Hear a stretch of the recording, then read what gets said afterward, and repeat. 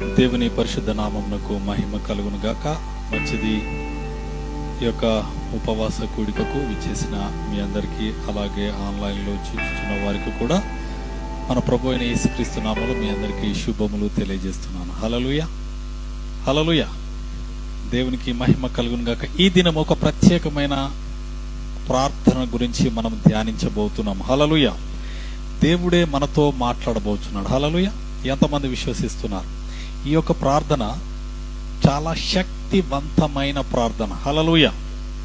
జీవితాలను మార్చివేసేది, మన స్థితిగతులను మార్చివేసేటువంటి ప్రార్థన అయి ఉంటుందని ముందుగానే తెలియజేస్తున్నాను. ఈ యొక్క సందేశం ఆన్లైన్లో ఎవరైనా చూసినా కానీ దయచేసి ఈ సందేశం మొత్తం విన్న తర్వాత మీకు అర్థమవుతుంది దేవుడు ఎలాంటి అద్భుత ఆశ్చర్య కార్యాలు చేస్తాడని. దేవునికి స్తోత్రం కలుగును గాక. ఈ యొక్క సమయంలో మనము బైబిల్లో ఉన్నటువంటి అనేకమైన ప్రార్థనలో ఈరోజు ఒక ప్రత్యేకమైన ప్రార్థన, ఎబ్బేజు ప్రార్థన. హల్లెలూయా. ఎబ్బేజు ప్రార్థన. ఎబ్బేజు చేసినటువంటి ఒక ప్రత్యేకమైన ప్రార్థన గురించి మనము ధ్యానించబోతున్నాం. ఈ ఎబ్బేజు పాత నిబంధన గ్రంథంలో మొదటి దినవృత్తాంతముల గ్రంథము 4వ అధ్యాయము 9-10 వచనాలలో ఉంటుంది. హల్లెలూయా. 2 వచనాలలో మాత్రమే ఈ యొక్క ఎబ్బేజు గురించి రాయబడ్డది. కానీ ఈయన ఒక ప్రత్యేకమైనటువంటి శ్రేష్టమైనటువంటి ప్రార్థన అని చెప్పవచ్చు. హల్లెలూయా. ఈ యొక్క ప్రార్థన మనం ఈరోజు ధ్యానించుదాం. ఈ యొక్క మొదటి దినవృత్తాంతములు 4వ అధ్యాయము 9-10 వచనాలు నేను చదువుతున్నాను. ఎబ్బేజు తన సహోదరుల కంటే ఘనము పొందినవాడై ఉండెను. వేదన పడి ఇతని కంటినని అతని తల్లి అతనికి ఎబ్బేజు అని పేరు పెట్టెను. ఎబ్బేజు ఇశ్రాయేలు దేవుని గురించి మొర్రపెట్టి, నీవు నన్ను నిశ్చయముగా ఆశీర్వదించి నా సరిహద్దును విశాలపరచి నీ చెయ్యి నాకు తోడుగా ఉండజేసి నాకు కీడు రాకుండా దానిలో నుండి నన్ను తప్పించుము అని ప్రార్థింపగా దేవుడు అతడు మనవి చేసిన దానిని అతనికి దయచేశాను. హల్లెలూయా. దేవునికి స్తోత్రం కలుగును గాక. ఇక్కడ చూసినట్లయితే ఈ యొక్క ఎబ్బేజు ఈ 2 వచనాలలోనూ ఒక అద్భుతమైన ప్రార్థన చేస్తున్నాడు. ఆయన స్థితిగతి ఏంటి, ఆయన ఏ పరిస్థితిలో ఉన్నాడు, ఆ పరిస్థితిలో నుండి ఎలాగూ దేవునికి మొర్ర పెట్టుచున్నాడు, మొర్ర పెట్టినప్పుడు దేవుడు అతనికి ఎలాంటి జవాబును దయచేసినాడు. హల్లెలూయా. దేవునికి స్తోత్రం కలుగును గాక. ఈ ఎబ్బేజు గురించి మాట్లాడినప్పుడు ఇక్కడ మనం చూసినట్లయితే 9వ వచనంలో ఎబ్బేజు అనగా కింద ఉన్నది వేదన. ఏంటండి? వేదన. వేదన అంటే ఇంగ్లీష్లో సారో అని ఉంటుంది. అంటే వేదన, బాధ, కన్నీరు, దుఃఖము, అలాగే కష్టతరమైనటువంటి అనేకమైన ఒడదొడుకులు, అనేకమైనటువంటి సఫరింగ్స్తో కూడినటువంటి. హల్లెలూయా. దేవునికి స్తోత్రం కలుగును గాక.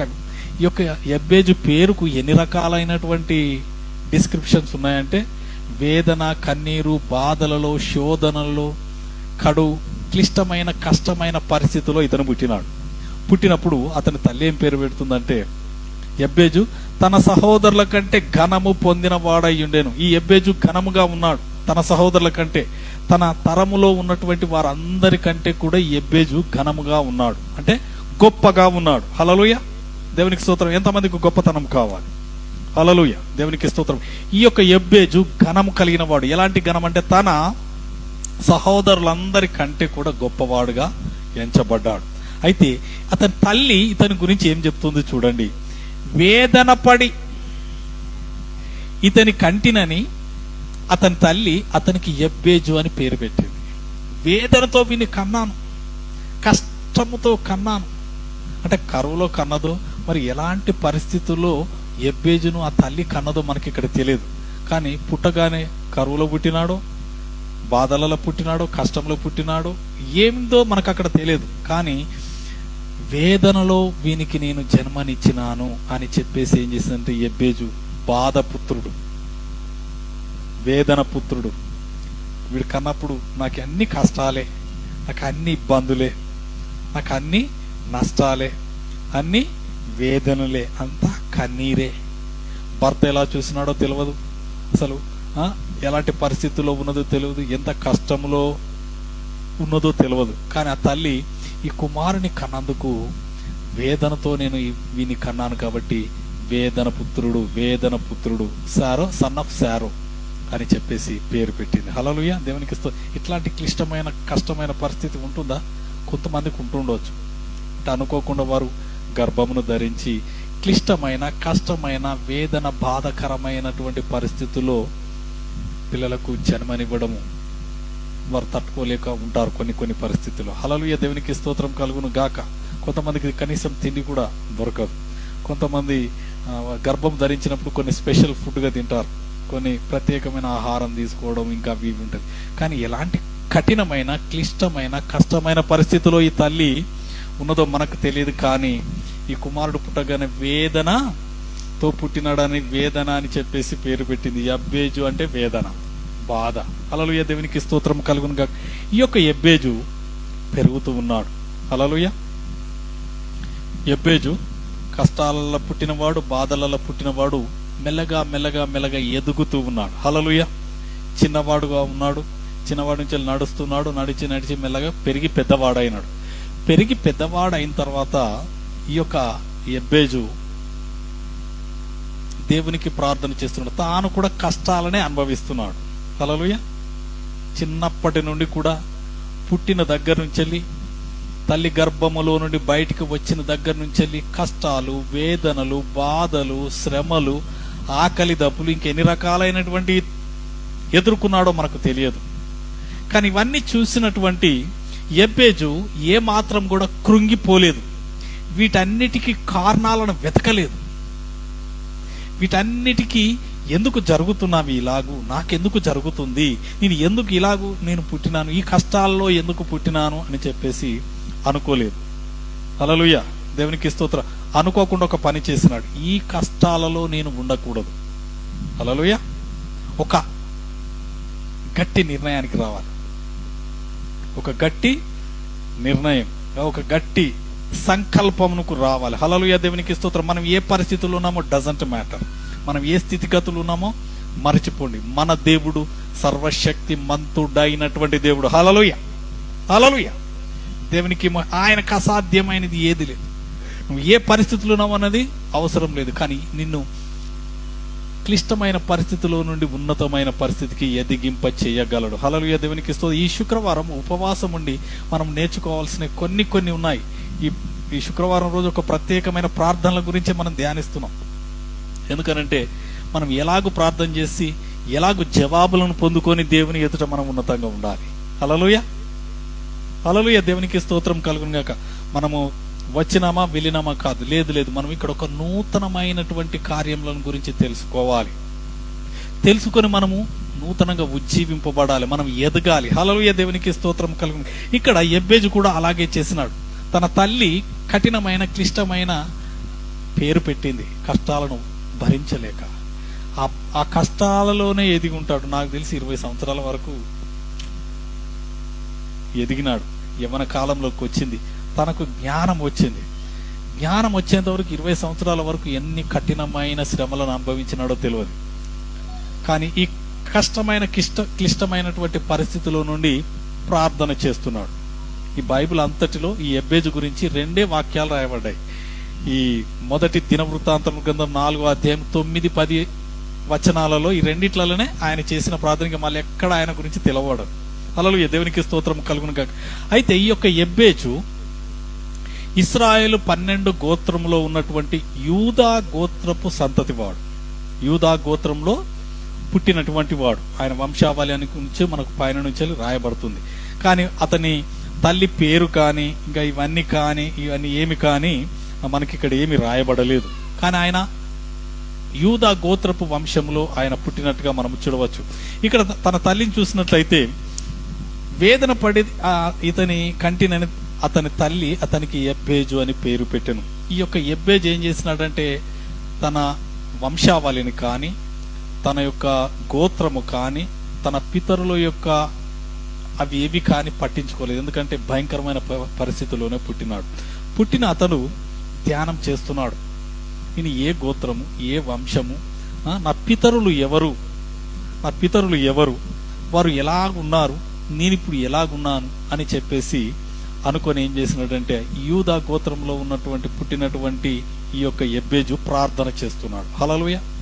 ఎవరికి ప్రార్థన చేస్తున్నాడు? దేవునికి ప్రార్థన. ఎవరి దేవుడు? ఇశ్రాయేలీల దేవునికి ప్రార్థన చేస్తున్నాడు. హల్లెలూయా. ఇక్కడ మనం గమనించాలి, మనం ఎవరికి ప్రార్థన చేస్తున్నాం అనేది మనకు ప్రాముఖ్యమైనది. ఇక్కడ 10వ వచనం మీరు చూడండి. ఇక్కడ మీరు బుక్ మార్క్ పెట్టుకోండి, ఏదైనా పెన్ కానీ ఏదైనా ఇక్కడ పెట్టుకోండి. మనం ఎటు తిరిగినా మళ్ళీ ఇక్కడికే వస్తాం. ఇక్కడ అనేకమైనటువంటి ఉన్నాయి. ఇక్కడ చూడండి, ఎబ్బేజు ఇశ్రాయేలీల దేవుని గురించి మొర్రపెట్టి. ఎవరికి మొర్రపెట్టినాడు? ఇశ్రాయేలీల దేవునికి మొర్రపెట్టినాడు. హల్లెలూయా. దేవునికి స్తోత్రము కలుగును గాక. 12 మంది గోత్రకర్తలైనటువంటి ఇశ్రాయేలు ప్రజల దేవుడైనటువంటి ఆ యొక్క దేవునికి మొర్ర పెడుతున్నాడు. హల్లెలూయా. దేవునికి స్తోత్రం కలుగును గాక. అబ్రహాము దేవుడు, ఇస్సాకు దేవుడు, యాకోబు దేవుడు. యాకోబుకు 12 మంది సంతానం. ఈ 12 మంది సంతానంను ఇశ్రాయేలీలుగా ఎంచబడతారు. ఆ యొక్క ఇశ్రాయేలు అబ్రహాము, ఇస్సాకు, యాకోబులకు తోడై ఉన్నటువంటి దేవునికి ప్రార్థన చేస్తున్నాడు. హల్లెలూయా. ఎలాంటి ఆధారం లేనటువంటి ఆ యొక్క అబ్రహామును పిలిచినాడు, పిలిచి గొప్పగా దీవించినాడు. ఆ దేవునికి మొర్ర పెడుతున్నాడు. తన కుమారుడైనటువంటి ఇస్సాకు కరువులో విత్తనం వేసి 100 రెట్ల ఫలము పొందినటువంటి ఆ ఇస్సాకు దేవునికి మొర్ర పెడుతున్నాడు. అలాగే యాకోబు, తండ్రి యొద్ద నుండి పారిపోయినటువంటి యాకోబు గొప్పగా దీవింపబడి ఆ దేవునికి మొర్ర పెడుతున్నాడు. హల్లెలూయా. దేవునికి స్తోత్రము కలుగును గాక. తన పితరులకు దేవుడు తోడై ఉన్నాడు. ఏ దేవుడు తోడై ఉన్నాడు? ఆ దేవునికి మొర్ర పెడుతున్నాడు. ఇశ్రాయేలు దేవుడైనటువంటి యెహోవాకు మొర్ర పెడుతున్నాడు. హల్లెలూయా. దేవునికి స్తోత్రం. మనము ప్రార్థన చేసేటప్పుడు మనం ఎవరికి ప్రార్థన చేస్తున్నాము? మన దేవుని దగ్గరికి వచ్చి ప్రార్థన చేసినప్పుడు దేవుని యొక్క గుణగణములను, దేవుని యొక్క కృపను, దేవుని యొక్క శక్తిని, బలమును మనము కొనియాడాలి. ఆయన ఎవరో మనం గుర్తించాలి. హల్లెలూయా. మనం ప్రార్థన చేస్తున్నాం అని కాదు, నువ్వు ఎవరికి ప్రార్థన చేస్తున్నావో ఆయన ఎంత శక్తి మంతుడో నీకు తెలియకపోతే మనం ఎంత ప్రార్థన చేసినా వ్యర్థమే. హల్లెలూయా. ఆయన శక్తిమంతుడు. నీ కార్యం నీకు పెద్దది, చాలా పెద్దది, కానీ ఆయనకు చాలా చిన్నది. కాబట్టి నువ్వు ఎలాంటి దేవుని ఆశ్రయిస్తున్నావు, ఎంత గొప్ప శక్తి మంతుడైనటువంటి దేవునికి నువ్వు ప్రార్థన చేస్తున్నావు అనేది ప్రాముఖ్యమై ఉంటున్నది. హల్లెలూయా. దేవునికి స్తోత్రం కలుగును. ఇక్కడ యబ్బేజు అదే చేసినాడు. దేవునికి స్తోత్రం కలుగును గాక. ఇక్కడ చూసినట్లయితే ఇశ్రాయేళ్ల దేవుని గురించి మొర్రపెట్టి, ఇశ్రాయేలు దేవునికి మొర్ర పెడుతున్నాడు, దేవునికి మొర్ర పెడుతున్నాడు. దీనికంటే ముందు ఇక్కడ ఇంకొక మాట నేను గుర్తు చేశాను. వేదన పడి ఇతన్ని కంటినని అతని తల్లి అతనికి యబ్బేజు అని పేరు పెట్టాను. హల్లెలూయా. తన తల్లి ఈ యబ్బేజును కనే సమయంలో గర్భమున పడినప్పటి నుండే మనకు అక్కడ తెలియదు. కానీ ఈ తల్లి ఆ గర్భమును గాని, ఆ గర్భంలో ఉన్న శిశువును గురించి గాని ఇష్టం కలిగి, కోరిక కలిగిన వ్యక్తి కాదు. కాబట్టి ఈమె ఏం చేస్తుందంటే శపిస్తున్నది. హల్లెలూయా. ఇక్కడ ఏమంటుంది? Stagnated by the words of his mother at birth అన్నట్టు. అంటే ఆ యొక్క పిల్లవాని యొక్క జన్మమును తిడుతున్నది, శపిస్తున్నది. వీడు పుట్టకపోతే బాగుండని. ప్రేమగల తల్లి. హల్లెలూయా. ప్రేమగల తల్లి అండి. తల్లి తన కుమారులకు జన్మనిచ్చే సమయంలో ఆ కడుపులో ఉన్నటువంటి బిడ్డకు సరి అయిన ఆహారం ఇవ్వాలని, సుఖ సంతోషములతో ఉండాలని, పుట్టిన వెంటనే వారికి కావాల్సిన అన్ని సమకూర్చాలని ఏ తల్లికైనా ఆశ ఉంటుంది. కానీ ఈ తల్లికి అలాంటి అవకాశాలు ఏమి లేవు. ఆ సమయంలో అంటుంది, నువ్వెందుకు పుట్టినావురా? ఈ కష్టాలలో నువ్వెందుకు పుట్టినావురా? ఈ బాధలలో ఎందుకు పుట్టినావురా నువ్వు అని చెప్పేసి వాని జన్మనే ఏం చేస్తుంది? శపిస్తున్నది. హల్లెలూయా. దేవునికి స్తోత్రము కలుగును గాక. అయితే ఈ పిల్లవాడు పుట్టిన దగ్గర నుంచి పెరుగుతున్నాడు పెద్దవరిగేంత వరకు కూడా అవన్నీ కూడా వాని జీవితం మీద ప్రభావం చూపిస్తున్నాయి. ప్రభావం చూపించినప్పుడు ఆ కష్టాలను భరించలేక దీనిలో నుండి ఎలాగైనా బయటపడాలి. హల్లెలూయా. హల్లెలూయా. కష్టాలలోనే ఉండకూడదు. ఈ యొక్క సందేశం విన్న ఎవరైనా సరే, ఎప్పుడు ఎక్కడ ఎవరు ఈ సందేశాన్ని విన్నా కష్టాలలో, బాధలలో, వేదనలో, శోధనలో, అప్పులలో, ఇరుకు ఇబ్బందులలో, కట్లలో, చెరసాలలో, బందీఖానలో ఉన్నారా? Never give up. God going to deliver you right now. ఎబ్బేజు చేసినటువంటి ప్రార్థన మీరు చేయండి, మీరు తప్పక విడుదల పొందుతారు. హల్లెలూయా, దేవునికి మహిమ కలుగును గాక. దేవుడు మనం ప్రార్థించాలని కోరుతున్నాడు. మనం ప్రార్థన చేస్తే ఆయన విడుదల దయచేస్తాడు. హల్లెలూయా. నీకు ఎలాంటి దేవుడు తోడై ఉన్నాడు? ఈ లోకంలో ఉన్న దేవులు దేవతలు నీకు జవాబులు ఇస్తారో ఇవ్వరో, కానీ నా దేవుడు, నా యేసయ్య నీకు జవాబు ఇస్తాడు. హల్లెలూయా, దేవునికి స్తుతి. నీ కష్టములో నుండి నిన్ను విడిపిస్తాడు, బంధకాలలో నుండి నిన్ను విడుదల చేస్తాడు. కాబట్టి ఆయనకు మొర్రపెట్టి మనం విడుదల పొందుకోవాలి. ఎబ్బేజు చేసిన ప్రార్థన మనము చెయ్యాలి, చేసి మనము కూడా దీవింపబడాలి. దేవునికి స్తోత్రం కలుగును గాక. ఎబ్బేజు ఇశ్రాయేలీయుల దేవునికి మొర్ర పెడుతున్నాడు. ఏమీ లేనటువంటి స్థితిలో నుండి అబ్రహామును గొప్ప రాజుగా దీవించిన ఆ దేవునికి ప్రార్థన చేస్తున్నాడు. హల్లెలూయా, దేవునికి స్తోత్రం కలుగును గాక. ఏమని ప్రార్థన చేస్తున్నాడు అనేది మనము చూడవచ్చు. ఈయన ఉపవాసముతో ప్రార్థన చేస్తున్నాడా నేను అనుకుంటున్నాను. హల్లెలూయా, ఆ ఉపవాసంతో చేస్తున్నాడు, అసలు లేకనే ప్రార్థన చేస్తున్నాడు. ఎన్ని రోజుల నుంచి ఉపవాసం ఉంటున్నాడో మనకు తెలియదు. హల్లెలూయా. కొంతమంది ఉండి ఉపవాసడం వేరు, లేకుండా ఉపవాసం వేరు. హల్లెలూయా. తినడానికి ఏమి లేకుండా ఉపవాసం ఉండడం వేరు, అన్నీ ఉండి ఉపవాసం ఉండడం వేరు. దేవునికి స్తోత్రం కలుగును గాక. వారు నాకు తెలిసైతే ఈ యొక్క వీరి స్థితిగతులను చూస్తే వారికి ఏం లేకుండా ఉపవాసం ఉన్నారు. ఉపవాసంలో కనీసం తినడానికి తిండి, మంచినీరు కూడా దొరికిందో లేదో, ఎందుకంటే అది ఎడారి ప్రాంతం. ఆ పరిస్థితిలో ప్రార్థన చేస్తున్నాడు, మొర్ర పెడుతున్నాడు. మొర్రపెట్టి ఏమంటున్నాడు ఇక్కడ చూడండి, 10వ వచనంలో ఎవరికి మొర్ర పెడుతున్నాడు? ఇశ్రాయేలు దేవునికి మొర్ర పెడుతున్నాడు. హల్లెలూయా, దేవునికి స్తోత్రం. మనం కూడా మొర్ర పెట్టాలి.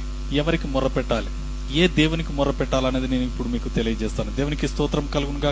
కొన్ని వచనాలు మీకు నేను త్వరగా నేను చదివి, ఎలాంటి దేవుడు మన దేవుడు, మనము మొర్ర పెట్టే దేవుడు, ఎబ్బేజు మొర్ర పెట్టిన దేవుడు ఎవరో, ఎంత గొప్పవాడో, ఎంత శక్తి గలవాడో మనం తెలిసి ఉండాలి. హల్లెలూయా, దేవునికి స్తోత్రం కలుగును గాక. యోబు గ్రంథం చూడండి ఒకసారి. యోబు గ్రంథం 12వ అధ్యాయం 12:7. యోబు 12:7.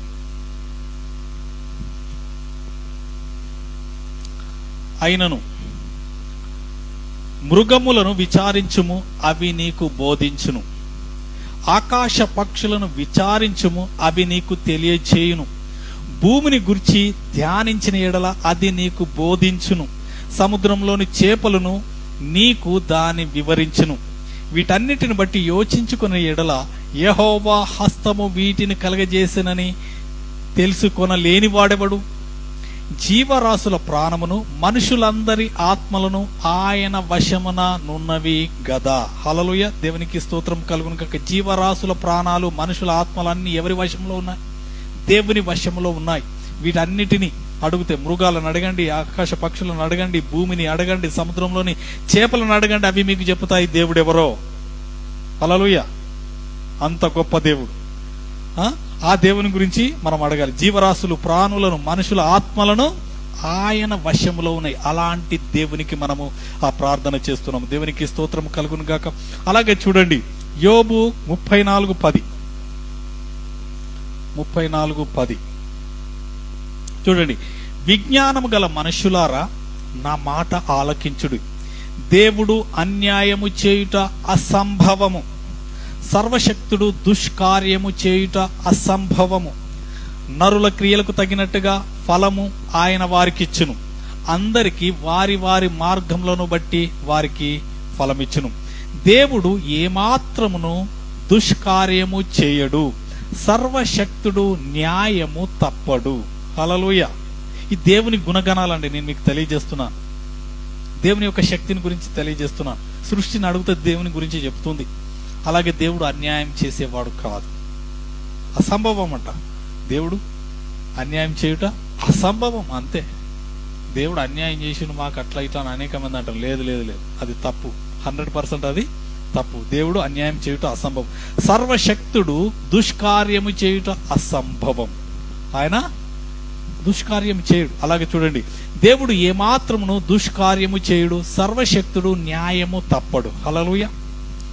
ఈ భూలోక న్యాయాధిపతి, పరలోకపు న్యాయాధిపతి అయిన దేవుడు అన్యాయం చేస్తాడా? అస్సలు చేయడు.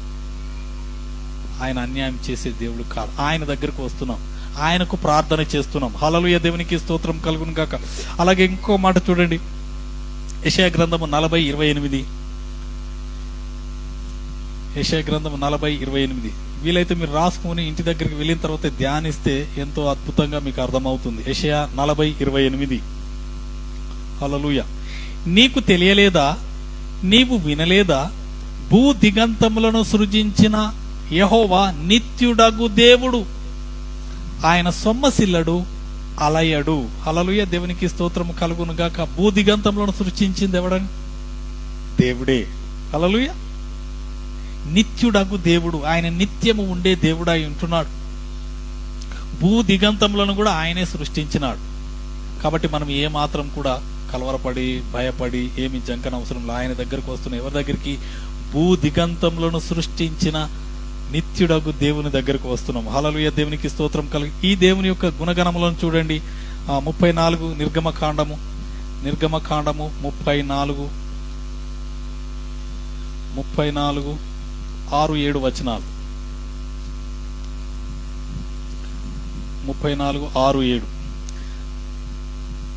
అతని ఎదుట యెహోవా దాటి వెలుచు, యెహోవా కనికరము, దయ, దీర్ఘశాంతము, విస్తారమైన కృపా సత్యములు గల దేవుడైన యెహోవా, ఆయన 1000 మందికి కృపను చూపుచు దోషమును అపరాధమును పాపమును క్షమించును గాని ఆయన ఏమాత్రమును దోషులను నిర్దోషులుగా ఎంచక 3-4 తరముల వరకు తండ్రుల దోషమును కుమారుల మీదికిని కుమారుల కుమారుల మీదికిని రప్పించునని ప్రకటించెను. హల్లెలూయా. దేవునికి స్తోత్రము కలుగును గాక. ఈయన కనికరము గల దేవుడు, దయగల దేవుడు, దీర్ఘశాంతము కలిగిన వాడు, విస్తారమైన కృపా సత్యము కలిగినటువంటి దేవుడు. హల్లెలూయా. ఇలాంటి దేవుడు ఏం చేస్తాడంట? 1000 మందికి కృప చూపిస్తాడంట. హల్లెలూయా. 1000 మందికి కృప చూపిస్తాడు. ఆయనకు విధేయులైన వారికి 1000 తరములు కృప చూపిస్తాడట. 1000 తరములు అంటే ఒక్కొక్క తరం 30 సంవత్సరాలు, ఒక తరము 30 సంవత్సరాలు. అలాంటిది నువ్వు ఒక్కడివి దేవుని యొక్క కృపను పొందితే అది నీ యొక్క 30 తరముల వరకు, 1000 తరముల వరకు. హల్లెలూయా. 1000 తరములు అంటే ఎంత? 1000 × 30,000 తరాలు. హల్లెలూయా. దేవునికి స్తోత్రం. నీ యొక్క నమ్మకత్వాన్ని బట్టి, నీ యొక్క నీతి నిజాయితీని బట్టి దేవుడు 1000 తరములను దీవించబోతున్నాడు. హల్లెలూయా. దేవునికి మహిమ కలుగును గాక. అది దేవుడిచ్చేటువంటి కృప. ఇలాంటి దేవునికి మనం మొర్ర పెట్టాలి. ఆయన మనం పిలవగానే జవాబిస్తాడు. ఆయన మనకు సమాధానం చెప్పే దేవుడు అంటున్నాడు. ఇక్కడ మనం మన దేవుడు ఎలాంటి వాడో మనం గమనించి ఆయనకు ప్రార్థన చేయాలి. ఇక్కడ ఎబ్బేదు చేస్తున్నాడు, ఇశ్రాయేలు దేవునికి మొర్ర పెడుతున్నాడు. అలాగే మనము మొర్ర పెట్టాలి. దేవుని యొక్క గుణగణములను ఎరిగి మనము మొర్ర పెట్టాలి. రెండవది వచ్చి, ఇంతవరకు మనం మన దేవుడు ఎలాంటి దేవుడు అని మనము గ్రహించినాం. అలాగే చూడండి, బ్లెస్ మీ, నన్ను దీవించు ప్రభువా అని చెప్పేసి ఎబ్బేజు ప్రార్థన చేస్తున్నాడు. చూడండి ఇక్కడ 1 దినవృత్తాంతం 4వ అధ్యాయంకు రండి. 10వ వచనంలో, నీవు నన్ను నిశ్చయముగా ఆశీర్వదించి. హల్లెలూయా. ఏంటంటే ఏం కోరుతున్నాడు ప్రార్థనలో? అక్కడ మీరు బుక్ మార్క్గా పెట్టుకోండి, ఏదైనా పేపర్ గానీ అన్ని అంశాలు దీంట్లో నుంచి నేను చెప్తాను. నీవు నన్ను నిశ్చయముగా ఆశీర్వదించి. హల్లెలూయా. తప్పకుండా ఆశీర్వదించాలి. ఒక పట్టుదలతో ప్రార్థన చేస్తున్నాడు. హల్లెలూయా. నిశ్చయంగా నీవు నన్ను ఆశీర్వదించాలి ప్రభువా. నన్ను ఆశీర్వదించేంత వరకు నేను వదిలిపెట్టా. యాకోబు ప్రార్థన చేస్తున్నాడు. దూత దిగి వచ్చింది. దూత కాలు పట్టుకున్నాడో ఏం పట్టుకున్నాడో తెలియదు. రాత్రంతా పోరాటం చేసినాడు. హల్లెలూయా. చివరికి ఏమంటున్నాడు? తెల్లవారుతుంది, నన్ను వెళ్ళిపోని అంటే, లేని వెళ్ళనీయా. నువ్వు నన్ను దీవించితేనే గాని నేను నిన్ను వెళ్ళనీయా. హల్లెలూయా. దేవునికి మహిమ కలుగును గాక. దీవింపబడేంత వరకు వదిలిపెట్టలేదండి. మనం కూడా దీవింపబడేంత వరకు అసలు వదిలిపెట్టకూడదు. హల్లెలూయా. నువ్వు ఉన్నటువంటి దీన స్థితిలో, వేదన స్థితిలో, కన్నీరులో, కష్టంలో, నష్టంలో, బాధలోనే కృంగిపోయి కన్నీరు విడుస్తూ ఏడుస్తూ కూర్చోవడం కాదు. ఏమంటున్నాడు ఇక్కడ? నీవు నన్ను నిశ్చయంగా దీవించండి, ఆశీర్వదించు ప్రభువా అని చెప్పేసి మనము పట్టుదలతో ప్రార్థన చేయాలి. హల్లెలూయా. విడువక ప్రార్థన చేయాలి. హల్లెలూయా. దేవునికి స్తోత్రం కలుగును గాక. నీవు నన్ను నిశ్చయంగా ఆశీర్వదించు అని చెప్పేసి ప్రార్థన చేస్తున్నాడు. మనం కూడా అలాగే ప్రార్థన చేయాలి. ప్రభువా, మన బాధలు చెప్పుకోవడం కాదు, మన బాధలన్నీ ఆయనకు తెలుసు. హల్లెలూయా. చూచుచున్న దేవుడు ఆయన. మనము మన నోటికి మాట రాకముందే ఆయనకు తెలుసు. కాబట్టి మన పరిస్థితులు అన్నీ ఆయనకి వివరించడం అవసరం లేదు. చూసినవా ప్రభువా, ఎట్లా చేస్తున్నారు, నాకు అన్యాయం చేస్తున్నారు, అక్రమం చేస్తున్నారు, నన్ను మోసం చేస్తున్నారు, నన్ను వంచిస్తున్నారు, నా మీద లేని అబద్ధాలు చెప్తున్నారు ప్రభా, ఇది ప్రభు అన్నీ అని చెప్పడం అవసరం లేదు. హల్లెలూయా. ఆయనకు అన్నీ తెలుసు. ప్రభా, నువ్వు సర్వశక్తిమంతుడవు, నీవు నాకు తోడుగా ఉన్నావు, నీవు నాకు తోడుగా ఉన్నావు. ఆయన తోడుగా ఉండి ఊరికి తోడు ఉండే దేవుడైనా గుర్తు చేసుకోవాలి. ఆయన సైన్యములకు అధిపతియగు యెహోవా. హల్లెలూయా. యుద్ధము యెహోవాదే, అది గుర్తు చేసుకోవాలి. ప్రభువా, నేను అందరితో యుద్ధం చేయ, యుద్ధము యెహోవా అని సెలవిచ్చి, యెహోవాదే అని సెలవిచ్చిన గొప్ప యుద్ధ వీరుడవు నువ్వు.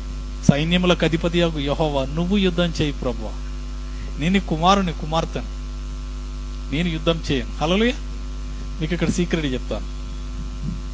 మీ పిల్లల్ని ఎవరైనా మీ ముంగడ కొడతా ఉన్నారు అనుకోండి, మీ పిల్లల్ని ఎవరైనా మీ ముందు కొడుతున్నారు, జుట్టు బట్టి ఈడుస్తున్నారు అనుకో, కొడుతుంటే మీరు ఏం చేస్తారు? ఏం చేస్తారు మీరు? ఇక మీరు అప్పుడు మనం ఒరిజినల్ వచ్చేస్తుంది. వచ్చేసి మనం విజృంభించారే అని చెప్పేసి మనం వారి మీద పడి తప్పు వాంది ఉన్నదా ఎవరిది ఉన్నదని చూస్తామా? చూడకుండా ఏం చేస్తాం? వాళ్ళ మీద పడి వాళ్ళని కొట్టడం, తిట్టడం, నాలుగు వాళ్ళ దానికంటే ఇంకా మనం వాళ్ళకి ఎక్కువనే చేస్తాం. హల్లెలూయా. అదే మనుషులుగా మన స్వభావం. మనల్ని తిడుతూ ఉంటే, కొడుతూ ఉంటే, నిందలు వేస్తుంటే మన దేవుడు చూస్తూ ఊరుకునేవాడు కాదు. హల్లెలూయా. దేవునికి మహిమ కలుగును గాక. ఆయన చూస్తూ ఊరుకునే దేవుడు కాదు. అందుకని నేను చెప్తాను, నువ్వు యుద్ధం చేస్తే ఆయన సైలెంట్గా ఉంటాడు, నోరు మూసుకొని సప్పుడేక కదలకుండా ఉంటాడు. ఎందుకంటే నువ్వు యుద్ధం చేస్తున్నావు కాదు. నువ్వు మాట్లాడితే ఆయన సైలెంట్గా ఉంటాడు, మాట్లాడాడు ఆయన. ఎందుకు? నువ్వు మాట్లాడుతున్నావు కదా. మనము నోరు మూసుకున్నప్పుడు ఆయన మాట్లాడతాడు. హల్లెలూయా. అందుకనే ఊరకుండి అంటాడు. మనం ఊరకుంటే ఆయన మాట్లాడతాడు.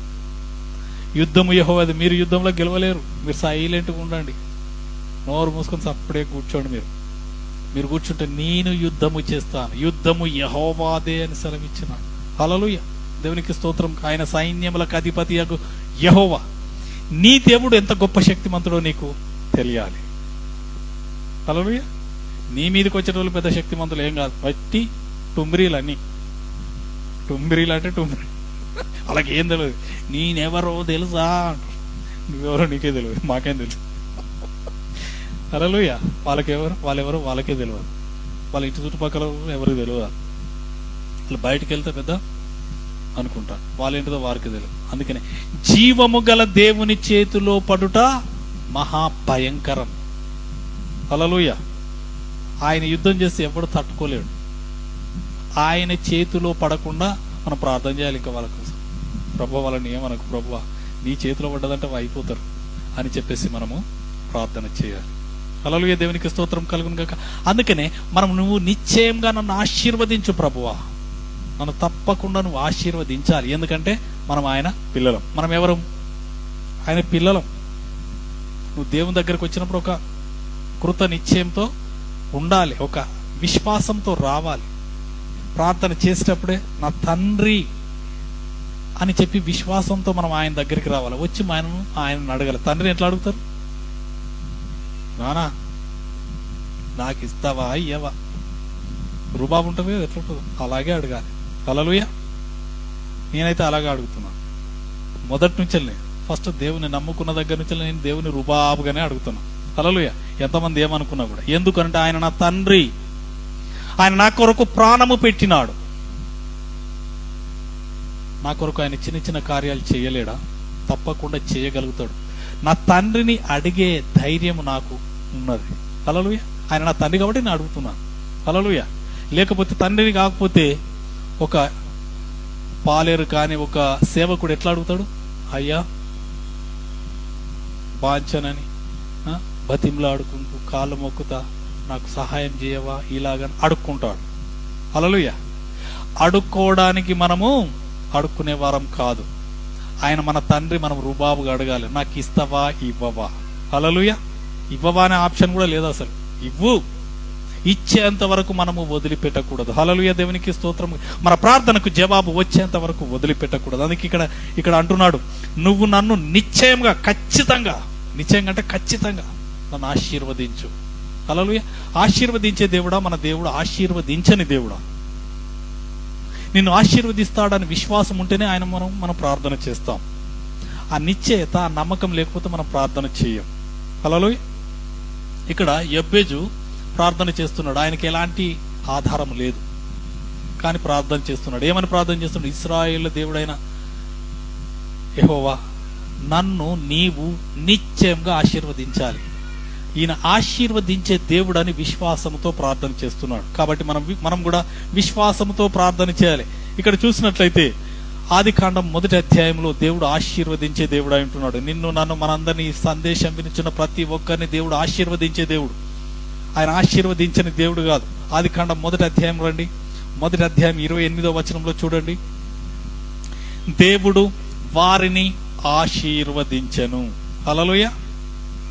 ఎవరిని ఆశీర్వదించినాడు? ఆదాము హవ్వలను ఏం చేసినాడు? మొట్టమొదటిది ఆశీర్వదించినాడు. ఆశీర్వాదం ఇచ్చేదే దేవుడు. హల్లెలూయా. ఇక్కడ యెబ్బేజు గమనించినాడు. నువ్వు, నేను, మనమందరం గమనిస్తున్నామా? మనల్ని దీవించే, ఆశీర్వదించే దేవుడు ఎవరు నువ్వు గుర్తించాలి, గమనించాలి. హల్లెలూయా, దేవునికి స్తోత్రం కలుగును గాక.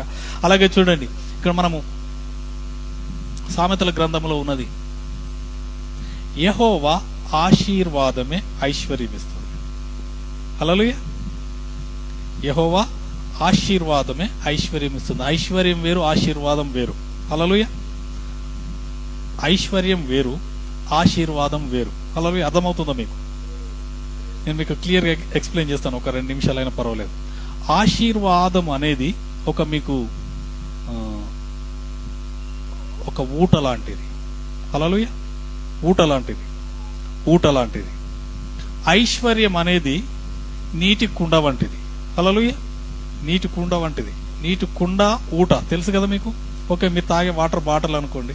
వాటర్ బాటిల్ మీకు బయట నుంచి వచ్చే పెద్ద ట్యాప్ అనేది ఆశీర్వాదం అనుకోండి. హల్లెలూయా, దేవునికి స్తోత్రం కలుగు. మీ నీటి బాటిల్లో, నీరు బాటిల్లో ఉన్నది ఎంతసేపటికి అయిపోతుంది? ఐశ్వర్యం. బాటిల్లో నీళ్ళు 1 రోజులు అయిపోతుంది, 2 రోజులు అయిపోతుంది. నీకున్నటువంటి ఐశ్వర్యం కూడా అలాగే అయిపోతుంది. కానీ ఆశీర్వాదం ఊట వంటిది. ఈ ఆశీర్వాదం ఊట వంటిది. నువ్వు తోడుతా ఉంటే వస్తుంది. హల్లెలూయా, దేవునికి స్తోత్రం.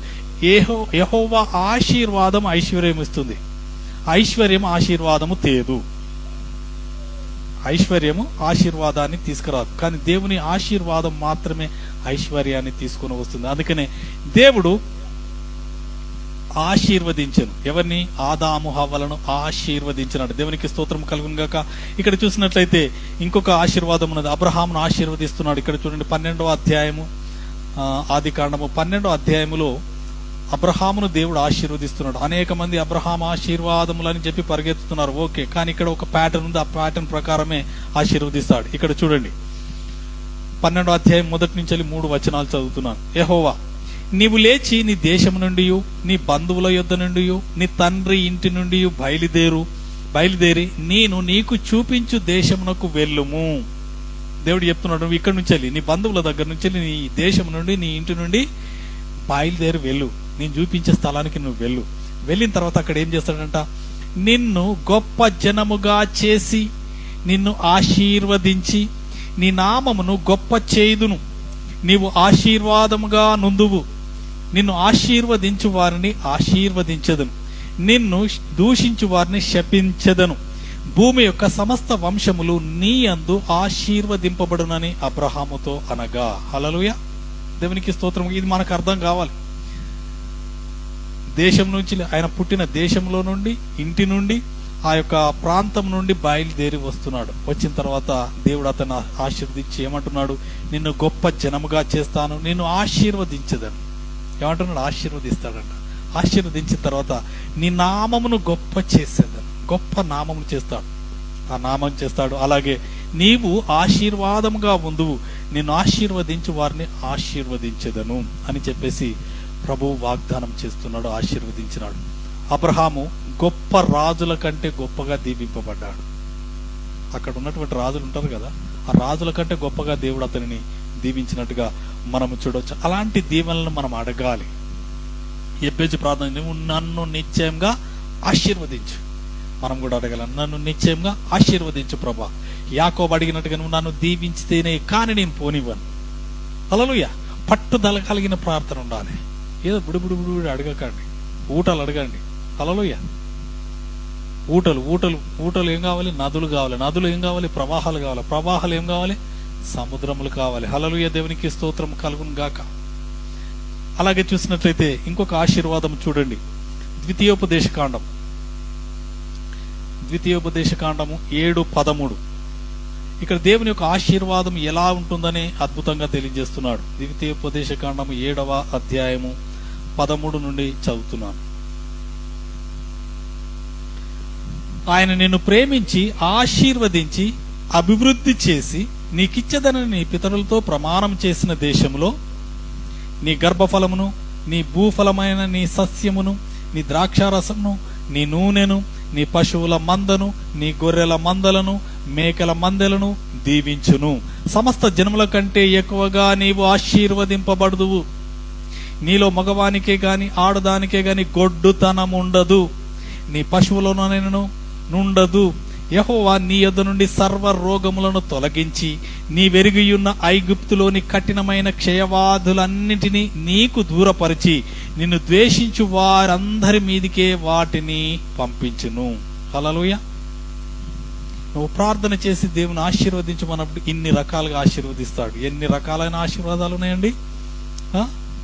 గర్భఫలము, భూఫలము, మన యొక్క పంటలను, ద్రాక్షారసమును, నూనెను, పశువుల మందలు, గొర్రెల మందలు, మేకల మందలు. హల్లెలూయా. వీటన్నిటికంటే ఇంకేంది?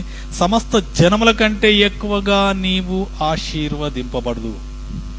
అలాగే ఇది శాపమండి, మీలో మగవానికే గాని ఆడదానికని గొడ్డుతనం ఉండదు. అంటే కొంతమంది పిల్లలు లేకుండా ఉంటున్నారు, అది ఆశీర్వాదము కాదు. దేవుడు ప్రతి ఒక్కరిని ఆశీర్వదించే దేవుడై ఉంటున్నాడు. అలాగే ఎవరైనా ఉన్నంటే అది ఒక శాపంగానే ఉంటుంది, కానీ అది ఆశీర్వాదం కాదు. దేవుడు ప్రతి ఒక్కరిని, ఆయన సృష్టించిన జీవం కలిగిన ప్రతిది కూడా అభివృద్ధి పొందుతాడు, విస్తరిస్తుంది. హల్లెలూయా. దేవునికి మహిమ. అది ఆశీర్వాదం ఇచ్చే దేవుడు. దేవునికి స్తోత్రం కలుగును గాక. ఇన్ని రకాలైనటువంటి ఆశీర్వాదాలను ఇవ్వమని ఎవరు అడుగుతున్నారు? ఎబ్బేజు అడుగుతున్నాడు. నన్ను నువ్వు నిశ్చయంగా ఆశీర్వదించాలి. ఎన్ని కష్టాల నుంచి వచ్చినాడో మనం ఇప్పటివరకు ధ్యానించినాం. ఆ కష్టాలలోనే ఉండకుండా, ఆ కష్టాలలో నుండి నేను ఎలాగూ బయటికి రావాలి, ఎలాగూ నేను దీవింపబడాలని చెప్పి దేవుని దగ్గర మొర్ర పెడుతున్నాడు. మొర్రపెట్టి అడుగుతున్నాడు. హల్లెలూయా. దేవునికి స్తోత్రం కలుగును. దివారాత్రం ఆయనను తన గురించి మొర్రపెట్టి వారికి ఆయన జవాబు ఇవ్వడా? ఇస్తాడు. ఇచ్చే దేవుడు మన దేవుడు. కాబట్టి ఆయనకు మొర్ర పెట్టాలి. ఎబ్బేజు మొర్ర పెట్టినాడు, దీవింపబడుతున్నాడు. దేవునికి స్తోత్రం కలుగును గాక. అలాగే చూడండి, 3వది చూడండి, ఎన్లార్జ్ మై టెరిటరీ. నా యొక్క సరిహద్దులను విశాలపరచు ప్రభువా. హల్లెలూయా. మన సరిహద్దులను విశాలపరచాలి. ఆయన ఎంత కఠినమైన క్లిష్టమైన పరిస్థితిలో ఉన్నాడో మనకి ఇక్కడ తెలియదు. నాకు తెలిసి వారు ఉండడానికి కూడా చాలా క్లిష్టమైన కష్టమైన స్థలంలో ఉండవచ్చు. వారు సరిగా పడుకునేంత స్థలం కూడా ఉన్నదో లేదో తెలియదు నాకు. ఆయన ఏమంటున్నాడు? నా సరిహద్దును విశాలపరిచి. సరిహద్దు అంటే వారు ఉండే స్థలము, వారు ఉండే గృహము, వారు ఉండేటువంటి స్థితిగతులు, లేకపోతే వారు ఏ చెరసాలలో ఉన్నారో, బందీలో ఉన్నారో మనకు తెలియదు. కానీ వారు క్లిష్టమైన పరిస్థితిలో ఉన్నారు. ఈ క్లిష్టమైన పరిస్థితిలో ఉండకుండా నా సరిహద్దులను విశాలపరచు ప్రభువా. హల్లెలూయా. ఆయన విశాలపరిచే దేవుడై ఉంటున్నాడు. నీ ఉండే స్థితినే కాదు, ఉన్నతమైన స్థితిని, విశాలమైన పరిస్థితిలోనికి తీసుకుని వస్తాడు. దేవునికి స్తోత్రం కలుగును గాక. ఆయన దీవించడమే కాదు, ఆశీర్వదించడమే కాదు, మన సరిహద్దులను విశాలపరుస్తాడు. హల్లెలూయా. మనమందరం కూడా మనం ప్రార్థన చేయాలి, నా సరిహద్దులను విశాలపరచు ప్రభువా. నేను కూడా ప్రార్థన చేస్తున్నాను, సంఘం యొక్క సరిహద్దులను విశాలపరచు. Extend the territory Lord. మన కుటుంబం కూడా విస్తరింపబడాలి, మన అనేక మందికి దీవింపబడాలి. మన ఒక్కరి దీవెననే కాదు, మనము మన అనేక మందికి దీవెనగా మార్చబడాలి. అలాగూ మనము ఎదగాలి. హల్లెలూయా, దేవునికి స్తోత్రం కలుగును గాక. ఎన్లార్జ్ అని చెప్పేసి అంటున్నాడు. దేవునికి స్తోత్రం కలుగును గాక.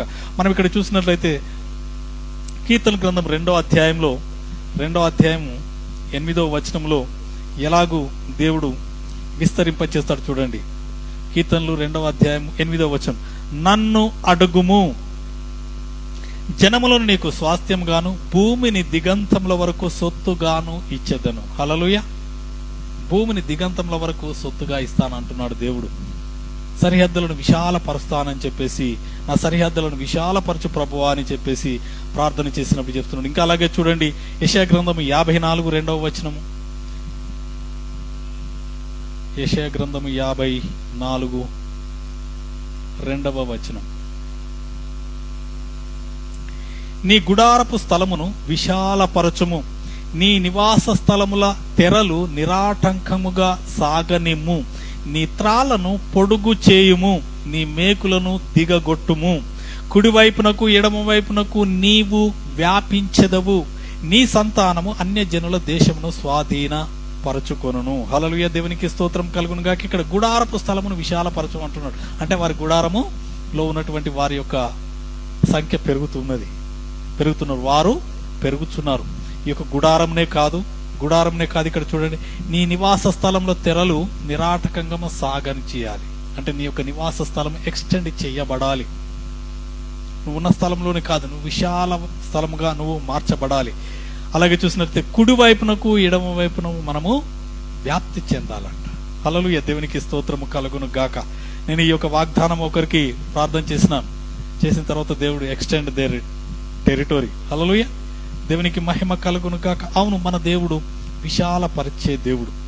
ఇరుకులో ఉండి నీవు మొరపెట్టినప్పుడు నేను విశాల స్థలంలోనికి నడిపిస్తాడు. Don't limit your self. 60 గజాలు, 50 గజాలు, 30 గజాలు, నో. అడగండి దేవుని, అడిగినప్పుడు దేవుడు ఇస్తాడు. హల్లెలూయా, దేవునికి స్తోత్రం కలుగును గాక. విశాల స్థలంలోనికి మమ్మలను నడిపించు ప్రభువా. మేము కంజెస్టెడ్ ప్లేస్ లోనే ఉండకూడదు, మేము ఇరుకులోనే ఉండకూడదు ప్రభు అని చెప్పి మనం అడగాలి. హల్లెలూయా, దేవునికి స్తోత్రం కలుగును గాక. ఇది 3వది. ఇంకా 4వది చూడండి. 4వది ఎబేజు ప్రార్థన చేస్తున్నాడు.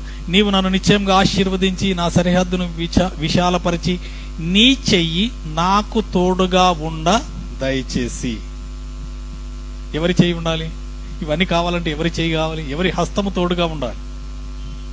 ఎవరి హస్తం? దేవుని హస్తం. హల్లెలూయా, దేవుడు నీకు తోడుగా ఉన్నాడంటే దేవుని హస్తము నీకు తోడుగా ఉండి నిన్ను అన్ని విషయాలలో దీవిస్తుంది, ఆశీర్వదిస్తుంది, అలాగే విశాలపరుస్తుంది, నిన్ను ముందుకు నడిపిస్తుంది. హల్లెలూయా, దేవునికి స్తోత్రం. నీ హస్తము నాకు తోడుగా ఉండాలి, నీ చెయ్యి నాకు తోడుగా ఉండాలి ప్రభువా. హల్లెలూయా, దేవుని యొక్క తోడు, దేవుని హస్తం మనకు తోడుగా లేకపోతే మనం ప్రాణంతోనే మింగేస్తారట. కీర్తనల గ్రంథంలో ఉన్నది. దావీదు మహారాజా అంటాడు, ఓ ప్రభువా, నువ్వు నాకు తోడుగా లేకపోతే నా శత్రువులు నన్ను గుట్కేస్తారు కదా. కానీ గుట్కేసినట్టుగా ప్రాణంతోనే నన్ను గుట్కేసి మింగేలాగున్నారు. అవును, మన శత్రువు అయినటువంటి అపవాది ఎవరిని మృంగుదనాన గర్జించు సింహం వలె తిరుగుచున్నది. దేవుడు కాని, దేవుని హస్తము కాని మనకు తోడుగా లేకపోతే మనల్ని చిన్న భిన్నం చేసేస్తుంది. హల్లెలూయా, దేవునికి స్తోత్రం కలుగును గాక. యేసు ప్రభువుని అడుగుతుంది, తెలుసా మీకు? యేసు ప్రభువుని అడుగుతుంది ఏమని? పేతురు నాకు అప్పగించు, ఒక్కసారి పేతురు నాకు అప్పగించు, పేతురును ఫ్రై చేస్తా,